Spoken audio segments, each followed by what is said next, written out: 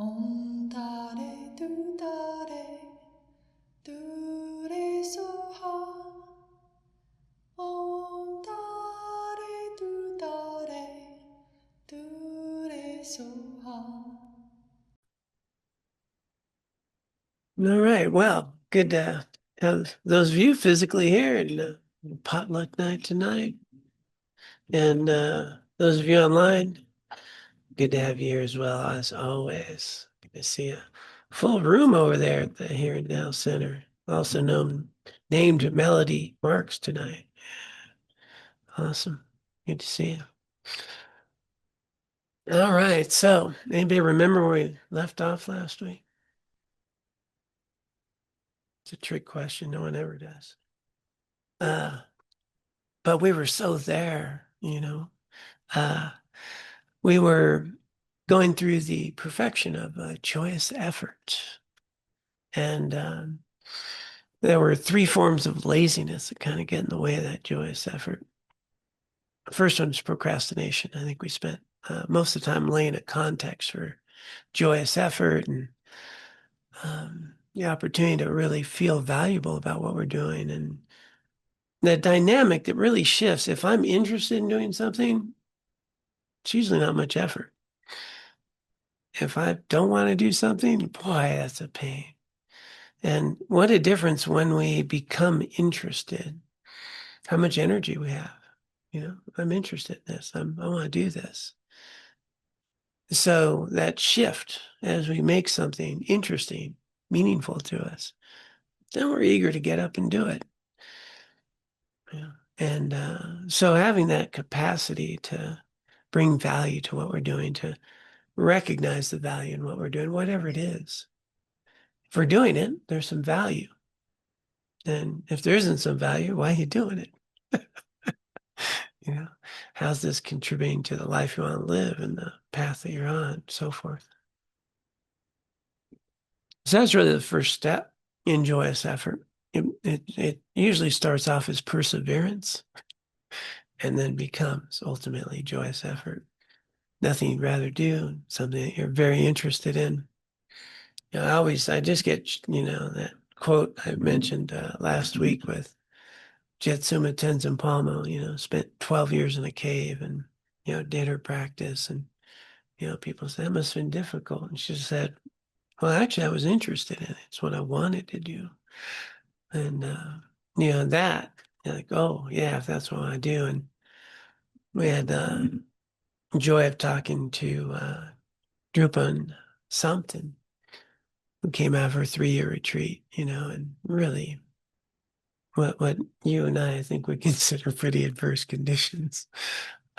And she was like, it was the best thing ever, man. It's the best 3 years of her life. Like, wow, very interested in that. So when we're interested in something, I related to just physical activity back when I played basketball, and I liked playing basketball. A lot of effort, but man, I could play for hours. But you get me to try to run around the track for 4 times to run a mile, heck, that was painful. I was not a runner. You're a runner? Yeah. Yeah, I thought so. Yeah. I don't understand you. There's But a lot of things about you I don't understand. yeah. Got that. Yeah. The subjective experience thing's pretty good. Yeah, so we're interested in something like running, that's something we do. Something I'm not interested in, it's painful, interested. And so there's this incredible reservoir of motivation that can be if we find something interesting, meaningful. So regard to spiritual practice or meditation, just this meditation we just did, when I'm teaching especially, I just like to remind people, well, how would you like some free will in your life? People are kind of interested in that. How'd you like to not be a prisoner of every thought, worry, or fear that arises or impulse that shows up in mind? How'd you like to have a choice about that? Well, that's pretty interesting. And suddenly people get a little interested in meditating, like, oh, wait a minute, I don't have to be fearful, anxious, caught up in all this. I could have a choice. Then it becomes interesting. And so if we have something as a priority, then, this effort becomes somewhat effortless. But there's things that get in the way. And so that was the context we had a chat about last week. And then the 3 forms of laziness that are talked about in Buddhism. And the first one is procrastination. We'll get around to it, put it off. We're going to do this first. I was at a different kind of a meeting last night. And this guy was sharing, that, he used to start his day off with prayer and meditation every day. Life was pretty good. Then, he started working from home and his desk was pretty close to his bed, and like he didn't have to go far. Kind of stopped doing prayer and meditation, kind of got to work, got to doing things. And apparently over a little period of time, everything became pretty miserable. Life was challenging. He wasn't responding the way he wanted, and he was talking to a friend of his, and his friend said, "How's your prayer and meditation going?" "I haven't been doing it." He started doing it again. It's fascinating. According to him, his whole mental emotional state shifted because he took a little time in the morning to start his day. But that's kind of, I think, indicative, I know in my own life, that I can start off really well. And then my life gets kind of okay. And, I'm not struggling so much. And then complacency can set in. And then I have this realization in my mind that I can only coast downhill. That's kind of what happens. I coast and then it's like, oh, something happens. Oh, I better get going again. And so I think, pride doesn't happen to any of you, but, I've had my ebb and flows with practice over the years. And so reinvigorating that interest, reinvigorating that way. And starting first thing in the morning, day that it's coming only once in your life and it's just filled with potential. It's unwritten. And you have the opportunity to participate in it in a way that can really cultivate an incredible new opportunity of who you become. I find that interesting. But if I don't do that in the morning, then, the powerful little teaching I was reflecting on from Lama Alan Wallace. He's up there in the top, the other side, up at the top. Yeah, that's Jetsumo over there, right? Yeah. It's very clear what we attend to in a given moment is our reality. If I'm attending to something I'm worrying about, that's my reality. If I'm attending to something I'm looking forward to, that's my reality. If I'm attending to this water I'm about to drink, what I attend to is my reality. That's important. Well, what I'm not attending to is not my reality. And it just struck me, wow, if I'm not taking time to attend to this rare and precious life that comes only once, if I'm not taking time to remember their limited supply, I only have, so many, and I don't know how many I have. These interactions I get to have with people become very important because I took time to bring that to mind. What I don't attend to is no longer reality at that moment. Just fades off. And so taking the time to bring to mind, to attend to certain things that you find meaningful, that are helpful, hopeful, that can become a reality. But if I don't attend to it and I just, jump on the old, somebody had a good name for this thing. Weapon of mass Distraction, weapon of mass distraction. So you can jump on the weapon of mass distraction. Then look at what I'm not attending to, like this whole world that's in front of me, the, birds in the trees as I'm walking down, or, the mom riding a bike with a little kid in the back, a little teddy bear hanging out the thing, wondering, I hope they hang on to that. You just, what am I noticing? Am I noticing? And so what I don't attend to is not part of my reality, and it just fades. So taking some time to bring to mind, to attend to the opportunity of your life, your particular meaning and purpose for your journey. And it's so valuable. And then if I'm clear with that, what I'm doing becomes, now I have something to base a decision on. Is this bringing me closer to where I want to be? Is this an alignment with the person I want to be? Is this a meaningful choice? Is it a good use of my time or not? But so easily, none of that can be in our day as we bounce around from one thing to the next and, get caught up in the activities of the day. So in the morning, it's nice to kind of set a tone. I like to check in a few times a day, remember my intention, write down, reframe, continue. Helps me. In that way, things can become pretty interesting for me. So that's the context. And if the other thing with procrastination that, we put things off, right? We have all these, I'm way too busy creating stress, worry, and fear in my life to make time to eliminate it. I'm busy, right? Got all this stuff to do. And maybe one day I'll go do that retreat or whatever that thing is. Easy to put things off. Is it urgent or not? And, what would it be like to, when things pop up, to attend to them?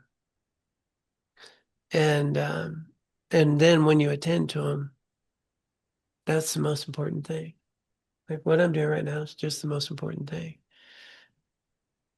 Which for me is a very different attitude from what am I attending to is something I need to get done so I can go attend to the thing I want to do or need to do, right? I don't realize, well, this is what I need to do. That's why I'm doing it. This is important. And Jetsuma really hammers that point home.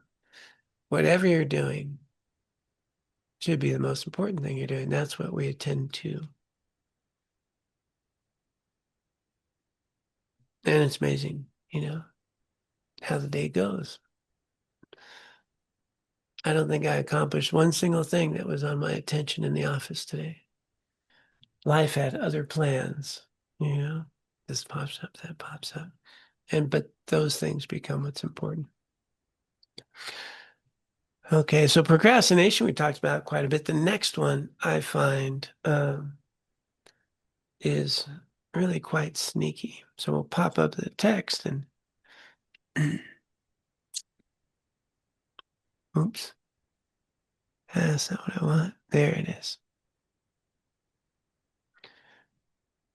We had the laziness of procrastination. The second one, she frames in a nice long sentence here, the laziness of being attached to unwholesome or meaningless pursuits. Usually it's presented as the laziness of busyness. In other words, I'm busy doing all the things that are not as important as the things that would really cultivate my life. What's the old saying? Like, I'm busy rearranging my sock drawer, doing the, because I'm avoiding doing what's really important.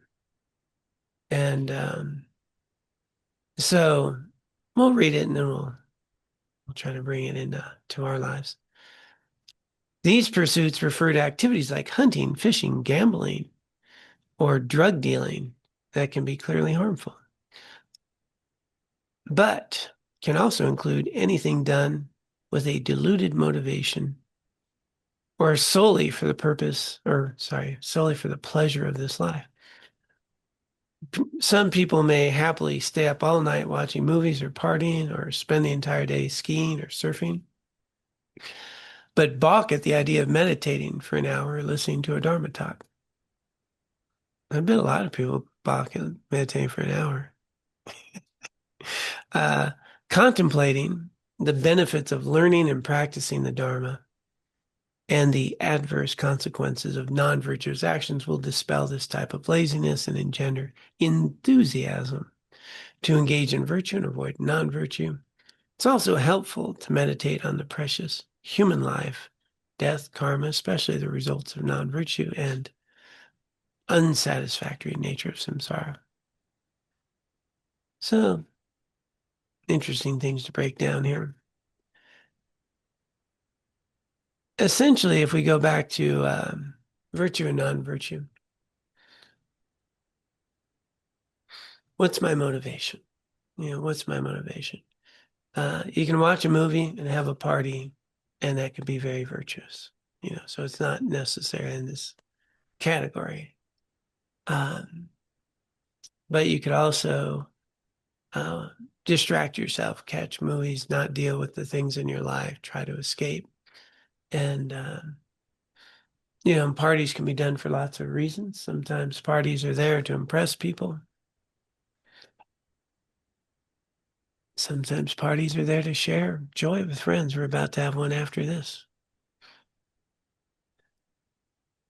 Not nearly the wild times I used to have, but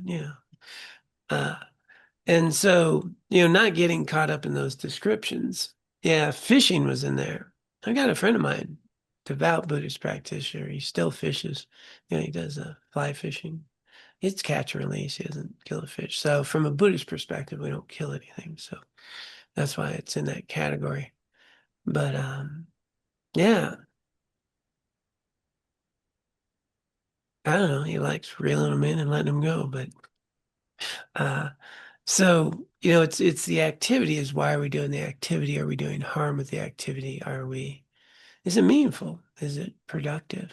For him, I think he finds a lot of meditative time out there, and he's a wildlife photographer in his spare time. He's out, he captures some really nice shots. So when we talk about virtue and non-virtue, it's not the action, right? It's the motivation. Why are we doing what we're doing? Yeah. And so again, this is also this text written, in a perspective of Alam Rim teaching, and really focused on people at a bodhisattva path that really dedicating their life to spiritual development in a monastery and nunnery and so forth. And so how do we use, and this is where Lojong, or mind training practice, is where we live very active lives, parenting and engaging in life, having activities, having jobs, having responsibilities, that all of that can be practiced. All of that can be cultivated. As a matter of fact, I found it a lot easier to have relationships with people when I was a monk. It's pretty easy. I'm in robes, hang out with a bunch of Tibetans, don't speak English. It's hard to get in a big fight. I've managed to a couple of times.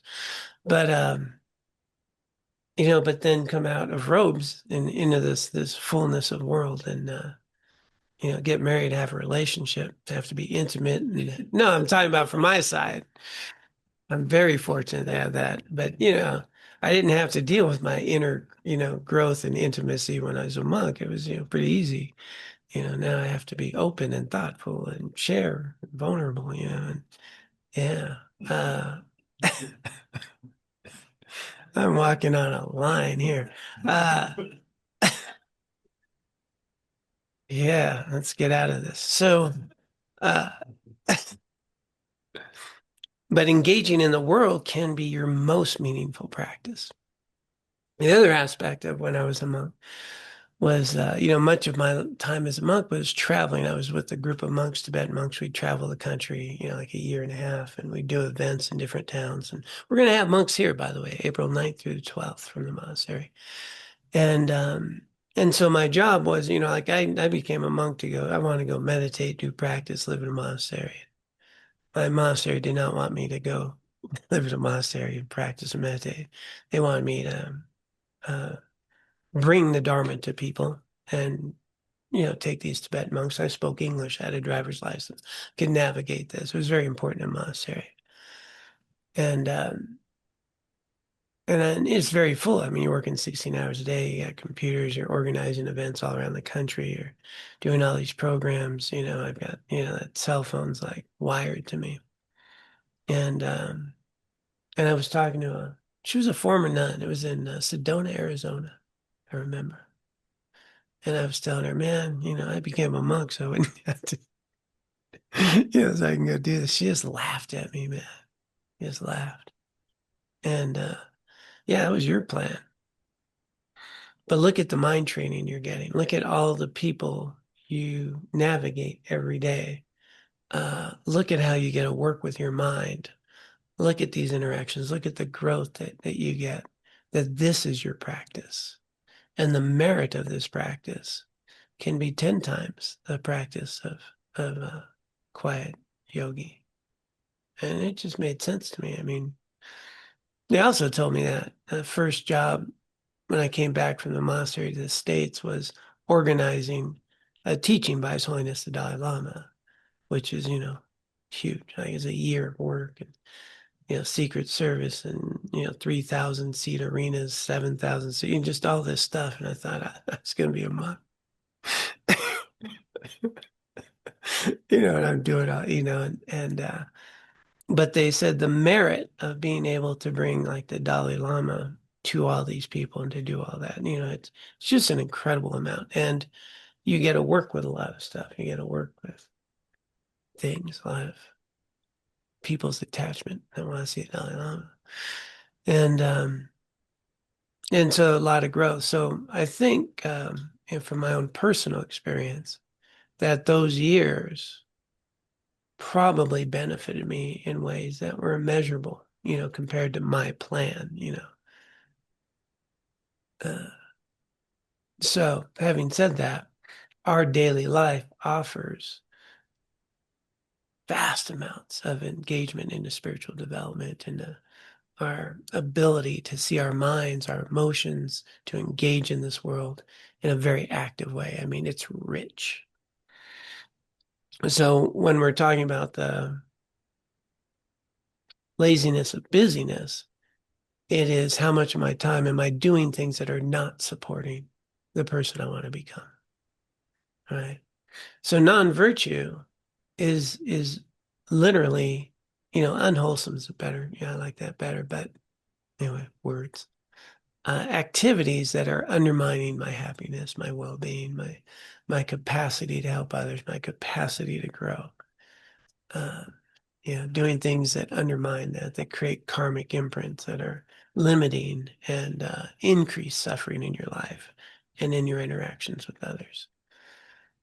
And so we can do many of the activities listed there in a very wholesome, virtuous way that could benefit a lot of people, right?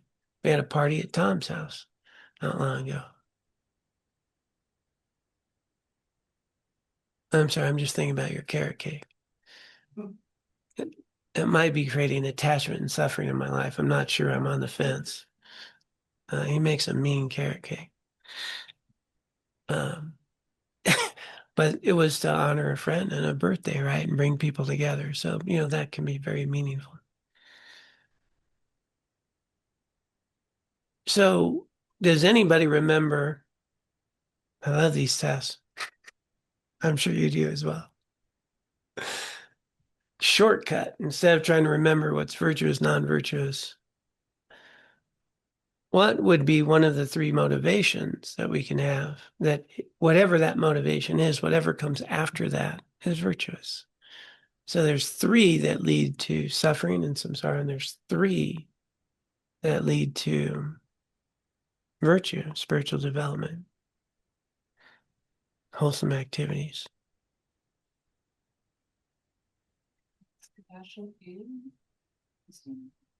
Yeah. So wisdom, loving kindness, or compassion. I was almost going to say Laura can't talk, but I'm never going to say that to my wife. That would not be a healthy thing to do. So,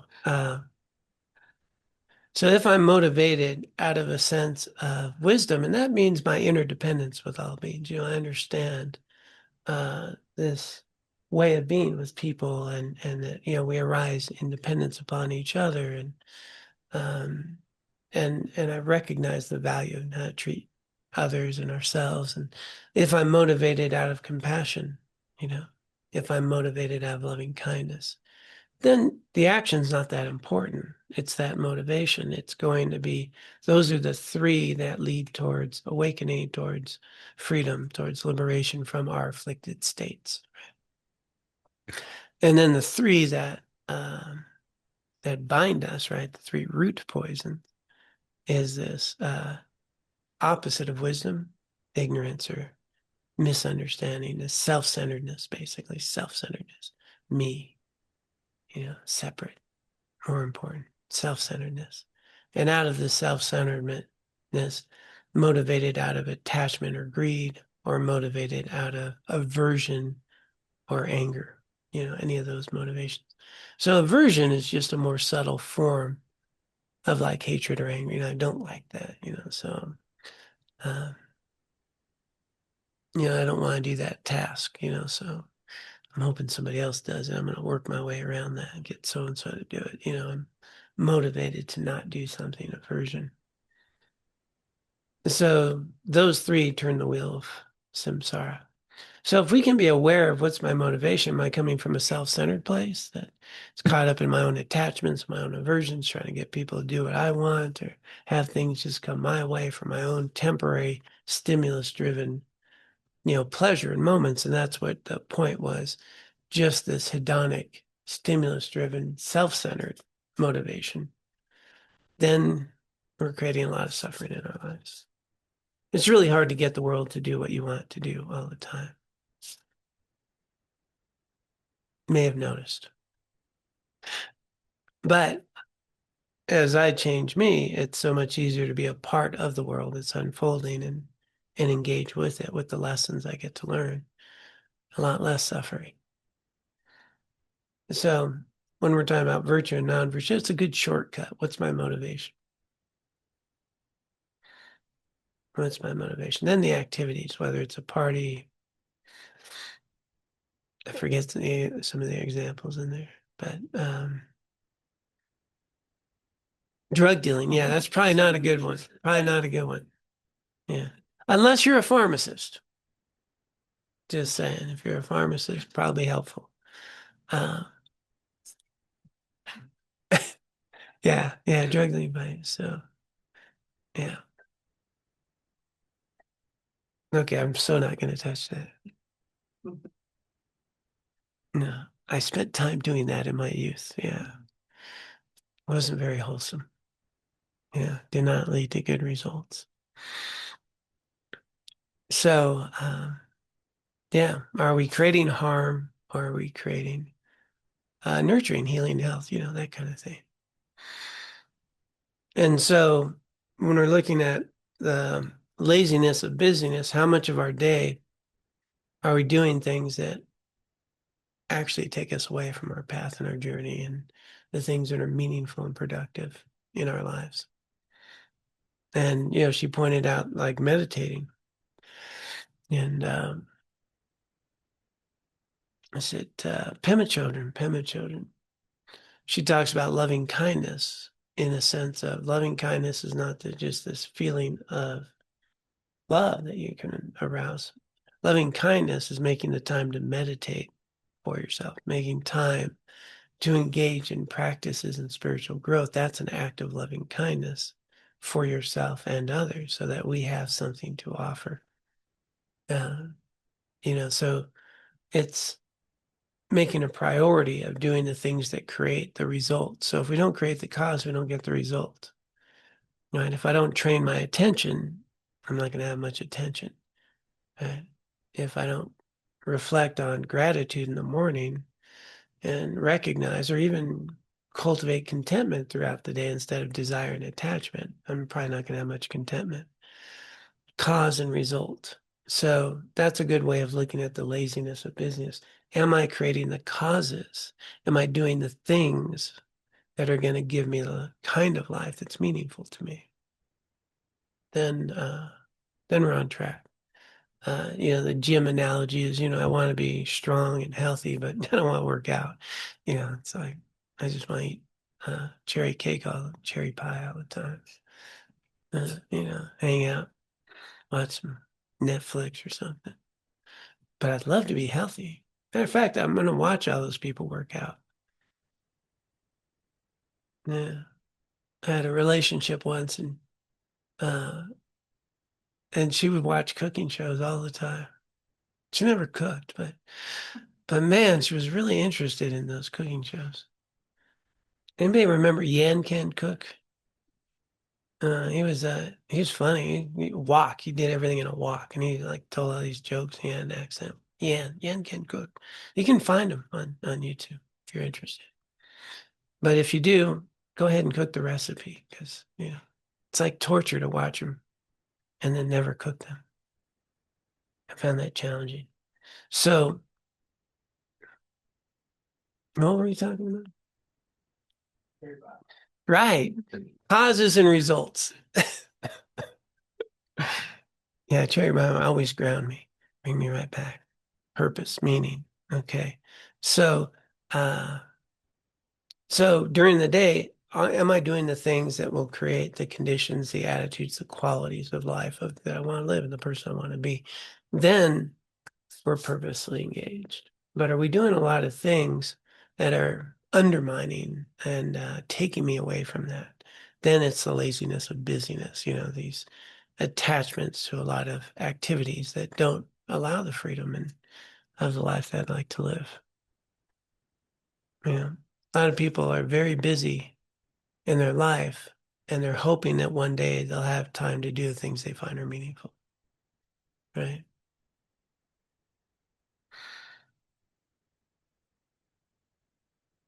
All right. Well,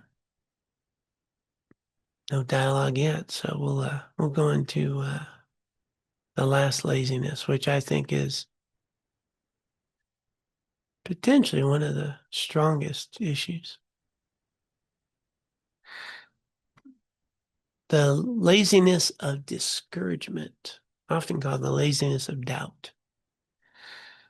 Examples of this third type of laziness are thinking that you're hopeless and unable to change, that Dharma practice is too difficult, or that enlightenment is impossible to attain. If such thoughts proliferate in our minds and we buy into them, we feel immobilized, unable to move forward in our practice. That's why they are considered a type of laziness, right? Immobilized, unable to move forward. To counteract such thoughts, reflect on Buddha nature. Every sentient being is able to attain enlightenment, and this potential has always existed in us and can never be destroyed or taken away. It does take time and effort to transform our mind into an enlightened mind, but it's definitely possible if we follow the path steadily and continuously. Another cause for discouragement is having unrealistic expectations, like attaining realizations quickly and with little effort. If you notice this in yourself, remember that the results of meditation take time, and grasping for them is a hindrance. Grasping for the results. It's a hindrance, not an aid. We strive too much in it, it's going to be a problem. It's far more effective to focus on creating the causes now with the confidence that the results will eventually arise. Also, go at your own pace rather than trying to imitate accomplished meditators. I know many of you were thinking about that 12 years in a cave. You're ready to go hunting now, but we can start maybe with 24 minutes or something. Yeah. So we go at our own pace rather than trying to imitate accomplished meditators. Start small and gradually build up your meditation practice. Treat yourself with kindness and compassion. And rejoice in your efforts, however small they may be. So, I think doubt is one of the biggest issues, really, because look at the Dalai Lama and you go, yeah, of course he's got it, but, I'm not the Dalai Lama. And, look at some of these teachers and you think, yeah, but me, come on. And that's where those of you who've been around a while, we reiterate a point that you have no less Buddha nature than the Dalai Lama. He didn't have any more than us. The only difference between him and us is he knows it and we don't. That's all. That's a nice thing to uphold, you know. You have just as much Buddha nature as Dalai Lama or any of the other spiritual masters. The only difference is they know it. And we kind of caught up in our human experience thing here and our limitations and what we can't do.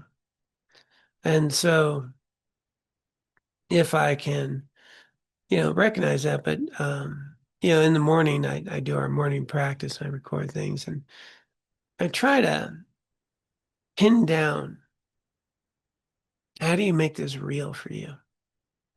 Because, there's some philosophical, I have Buddha nature, just like the Dalai Lama. That's a nice, interesting discussion point. Might even feel good. Talk about it enough. But is that real to you? Is that real? How do we make that real? And, and for me, it's like to notice, okay, well, this is a path of complete liberation, but that can seem so far away. And then, how much more liberated are you now since you've been engaged in practice? Are you more liberated? Do you have more resiliency? Do you get less caught up in your afflictive emotions than you used to? Like you can start to really recognize the growth, the process. As a matter of fact, in the Lojong 7-point mind training, the measurement of how far you have progressed, you can check in. And one of the 3 measurements is, are you happier? Yeah. Are you happier? I think so. Okay. I think I am too. Okay. Look at that, we're on the same wavelength. And from where I was so many years ago to who I am today, there's notable progress. And then there's like, well, then if I keep doing this, but then also, what about examples, right? Do we have examples in our life, people who've done that? Then I think it's important to take a look. That's why I often quote, people that I know who are alive today, like Jetsuma and, Lama Allen or, Pema Chodron still alive. Like there's these people, His Holiness still alive in our lives that we can look at. They're human beings just like us. And there's these examples in human form that we can talk to. And sometimes they're in very different outfits. They might be a busboy at a New York City restaurant. You have no idea. That was the first time I went to a teaching by 2004. There's Tibetans there and, different lamas and these people. And I don't know anything. I'm a school teacher and just kind of getting into this stuff. But my friend's like, hey, you know who that is? And it's this Tibetan guy. People are kind of swarming around. He's an old guy, in Tibetan. He's not wearing robes or anything. And he says, that's so-and-so. He's this, kind of renowned Buddhist master. And, and he said, the story with him was they came out of Tibet, right? They escaped. There's the big diaspora. And he went through that. And some of the masters went to certain camps to continue their training. And he disappeared. He just disappeared. No one knew where he went. He wound up in the U.S. And many years later, these 2 monks go to a restaurant in New York. He's the busboy. And they just drop, man. They just start doing prostrations and everything, doing busboy right here in New York. And, and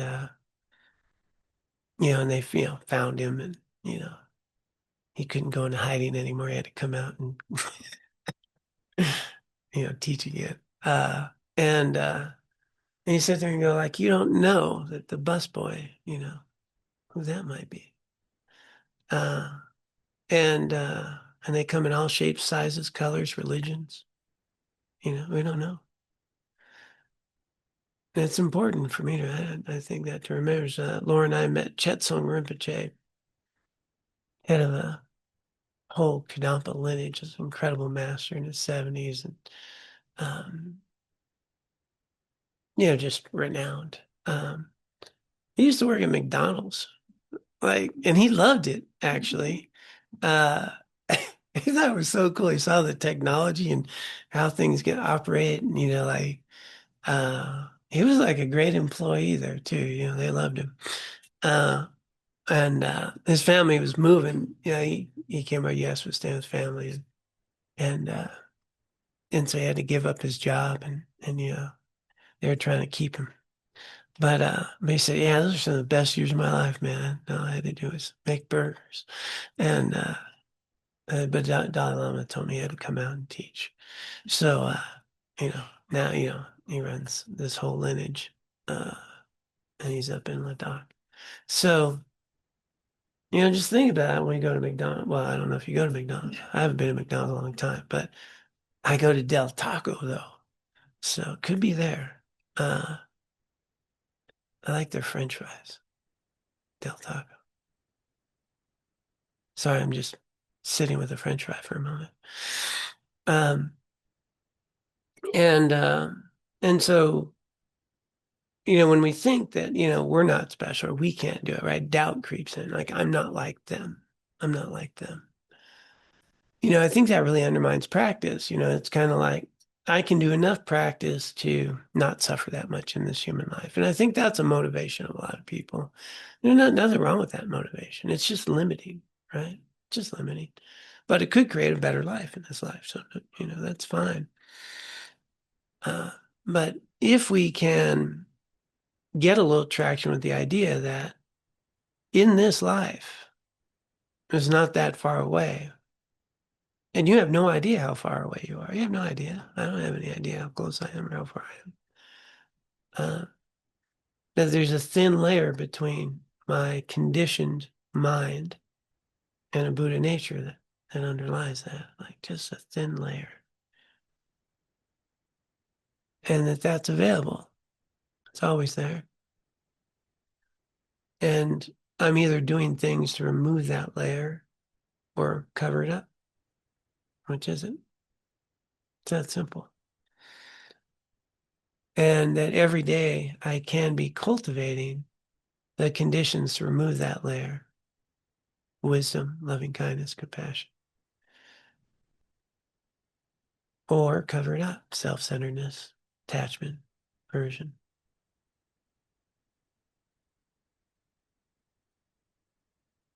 And we may notice that in this journey, my regular human life will improve. The quality of my mental states will improve immeasurably just doing these things. So I think for me, I need to bring it down to my daily life and see the value in living this way in real time today, and not just some idea about who I might become, but in the process have mentors, examples. And what's happened for me over time is I have at this point, a pretty immutable sort of refuge that Buddha nature is there, and but that's built up over some decades, right? I have enough evidence in my experience of who I've met, teachings I've received, some of the things I've experienced.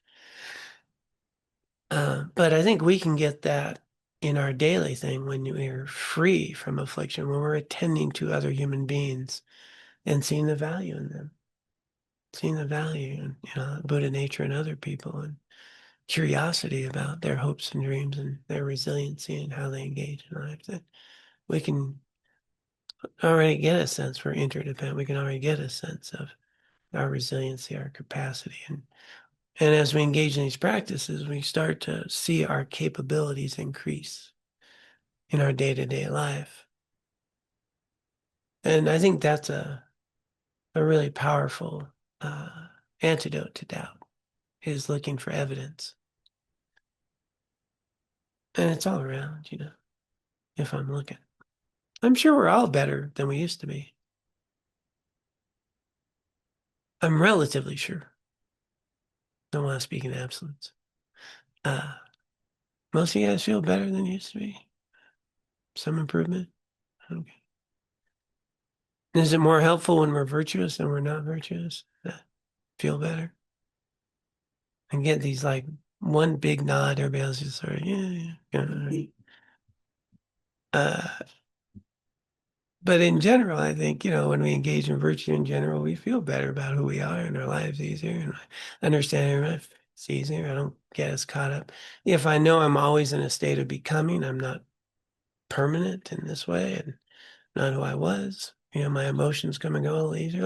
Like all these things improve our lives, just as a human with no particular thing than just being a better human.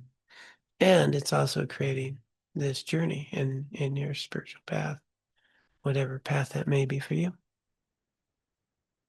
So, but doubt will get in the way. Doubt is limiting. And then the other point she makes is these unrealistic expectations, and striving. And, I want to be this kind of meditator, or, I want to be loving and kind all day long. You might get frustrated, and then you get mad at yourself for being mad, and then that's a whole silly cycle, right? And it's just going, yeah, I'm going to have these human experiences, going to have emotions, and they're going to come and go. And every day I'm going to make some progress. Make some progress. But I want to see the progress. I want to note it. And not the progress of where I think I should be. The progress of how far I've come. Because that's real. I think the biggest obstacle here is that as human beings, we tend to compare where we're at to where we think we should be or would like to be. And I'm going to lose that every time. But when I compare who I am today with who I used to be, wow, that's pretty good. If you knew me 40 years ago, actually a little older than that, 42, I was a drug dealer. Yeah, doing some pretty unwholesome things. So, yeah, there's been a lot of progress over that period of time. So, yeah, I wasn't even worthy to be a father to my own daughter back then. Now I'm worthy to be a father and a grandfather. They even want me to come over. It's kind of nice. I had this joyful honor the other day. There's a young man here in town. His parents were coming to visit, and he was like, I want my parents to meet you. Can you come? Can you meet my parents? Like, what? How cool is that? Somebody wants me to meet their parents. That's awesome. No, that was not the case. My girlfriend didn't want me to meet her parents, let alone any other human being. And somebody wants you to, that's like, wow, like talk about accomplishments in life, like that's wonderful. And the parents wanted it, so it was good. And some chai over at True Nature is nice, yeah. So, these are the things to pay attention to. Those are the real things, right? That meaning and purpose, connection with people, and that we're becoming people that people actually would like to have around a little bit. It's kind of nice. Yeah. Yeah. So progress. So noting that progress, because we're very good at seeing what we are not. But as humans in general, we're not very good about seeing who we are. And I think that's going to eliminate a lot of that. It's helped me a lot. Okay, so that was 3 types of laziness. One was procrastination. Second one was something else. And the third one was, what was it? Doubt. Yeah. Second one, all right. Yes, somebody got some. It's awesome. The laziness of busyness, of, attachment to just hedonic pleasures without a good motivation. And that's the other thing. Pleasure's fine. Pleasure's good. We're about to have a lot of pleasure, and that's why we're ready to wrap up. Because there's tortellini soup and some other good stuff out there. What were we talking about? So, so if we get caught up in those things instead of what's actually meaningful. And so it's nice to just check in on, what are my motivations? Is what I'm doing, the effort I'm putting into the things that I'm doing, how do they add to my life? How do they add to the quality of the person I want to be? Am I creating causes for the person I want to be?